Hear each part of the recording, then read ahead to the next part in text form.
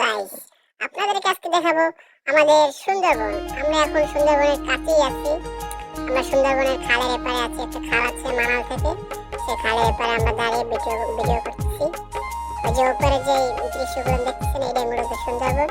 এর ভিতরে প্রাকৃতিক সৌন্দর্য আর অনেক কিছু আছে, যদিও আমরা এখন যেতে পারতেছি না, কারণ সরকারিভাবে নিষিদ্ধ আছে। এই জন্য আমরা যাইতে পারি না, কিন্তু আমরা আমাদের বাড়ির কাছেই সুন্দরবন, তো আমরা এখান থেকে দেখতে পারি। আপনাদেরকে একটু দেখালাম, দেখতে থাকেন আপনারা সুন্দরবন। এই যে পিছনে কিছু যে গাছ দেখা যায়, নাকের পাতার মতন পাতা, এটা মূলত হচ্ছে গোল পাতা বলা হয়। আর পাশে যে গাছগুলো আছে এগুলো শৈলা গাছ। দেখতে একটা ফল হয় টক টক, খুব ভালোই লাগে। এগুলো ছোটবেলায় খাইতাম, এখন আর খাওয়া হয় না।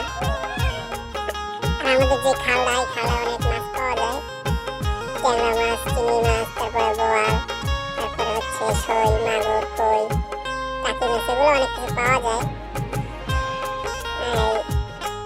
আর এই যে গোল গাছটা, এই গাছে একটা ফল হয়, ফলটা খুব সুস্বাদু এবং খুব মজাদার, আমরা খাই। বাড়ির কাছে যেহেতু সুন্দরবন, আমরা তো আর মিস করতে পারি না, আমরা সবসময় খাই। আর এই যে গাছটা দেখতেছেন, এটা হচ্ছে মূলত সুন্দরবনের ঐতিহ্যবাহী সুন্দর গাছ। এটাকে বলা হয় সুন্দরী গাছ। এই যে ভালো করে দেখে রাখেন, এইটাই মূলত সুন্দরী কাঠ, সুন্দর গাছ। যদিও এটা বাচ্চা, এই জন্য একটু বড় গাছটা ভিতরে থাকে, বড় গাছ দেখাতে পারলাম না, ছোট গাছ আপনাদেরকে দেখাচ্ছি। এই যে হচ্ছে গোল গাছ, কত সুন্দর প্রাকৃতিক সৌন্দর্য দেখা যাচ্ছে। আর হচ্ছে আমাদের এখান থেকে সুন্দরবনে আগে যেতে পারতাম, কিন্তু এখন আর যেতে দেয় না সরকারিভাবে, তার জন্য আমরা এখন খুব কষ্টে আছি। এই যে সুন্দরবন আমি দেখে গেলাম, আর এটা হচ্ছে মানাল। এরপর একটা সুন্দরবন, এরপর একটা মানাল। আমরা সামনে দিয়ে আগাচ্ছি, এখান থেকে খুব সুন্দরই লাগতেছে। সেই সুন্দর খালে ভাটা এবং ওপারে সুন্দরবন, এপারে আমি দাঁড়ানো, অনেক সুন্দরই লাগতেছে। আমরা একজনের কাছ থেকে সুন্দরবনের কিছু গল্প শুনবো। আমরা একজন লোক দেখতে পেয়েছি, সে তারা দেখায় সে গাছে বসে রয়েছে। সালাম আলাইকুম ভাই, কেমন আছেন? গাছে বসে রয়েছেন? ও, তো আপনি এই সুন্দরবন কতদিন ধরে এই সুন্দরবন আপনার এরকম দেখেন? অনেকদিন ভাই, আমি ছোটবেলা থেকে দেখি। ও, আপনার বাড়ি কি জায়গায়? আমার বাড়ির পাশে। সুন্দরবনে কি কি দেখতে পাওয়া যায়? সব ধরনের পশু পাখি আছে। বাঘ? এমনি যদি মনে করেন যে আমরা এখানে লোক তো ঘুরতে আসে, তাহলে এরা কি এসে বাঘ টাক দেখতে পাইবে? ও ভাই, বলা যায় না, সামনে দেখার পরে। আর একটা জিনিস শুনছি যে জায়গায় ইদানিং নাকি জঙ্গলে খুব বাঘের গরম, এটা কি সত্য? হ্যাঁ, এটা কি সত্য? বুঝি নেই। জঙ্গলে নাকি খুব বাঘের মানে আমদামি চলতেছে, বাঘ বলে এরে মানে আক্রমণ করে, সত্য?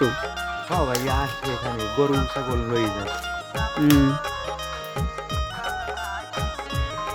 সুন্দরবন ভিতরে আপনি কত দূর কি গেছেন?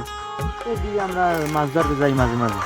ও, কি কি মাছ পাওয়া যায় জঙ্গলের ভিতরে?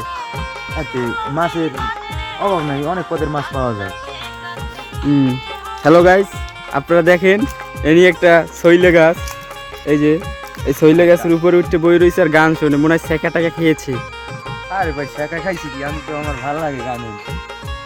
না, মানুষ তো সচরাচর নির্জন জায়গায়, ওদিকে বাঘ থাকে, এদিকে আপনি এরকম একা একা উঠে গাছে বসে রয়েছেন, এটা তো শেখ খাওয়াই, জীবনের প্রতি মায়া নাই। আমরা সচরাচর যাই, সচরাচর আমরা এই জায়গায় যাই ঘুরতে ঘুরতে। ভিতরে ভিতরে সুন্দর সুন্দর কিরকম? সুন্দরবন তো আসলে প্রাকৃতিক সৌন্দর্যের ভিতরে কিরকম সুন্দর, অনেক মানুষ ঘুরতে আসে জায়গায়, ঘুরতে আসে। ও, আমরা তো সুন্দরবনে ঘোরা হচ্ছে না আমাদের। এখানে মাছ আছে একটা। এই খালে কি কি কি কি মাছ পাওয়া যায়? চিংড়ি মাছ, অনেক পদের মাছ পাওয়া যায়। কেউ চিংড়ি মাছ, আপনি সাগরের কোনো মাছ পাওয়া যায় না? ও, শুধু চিংড়ি মাছই?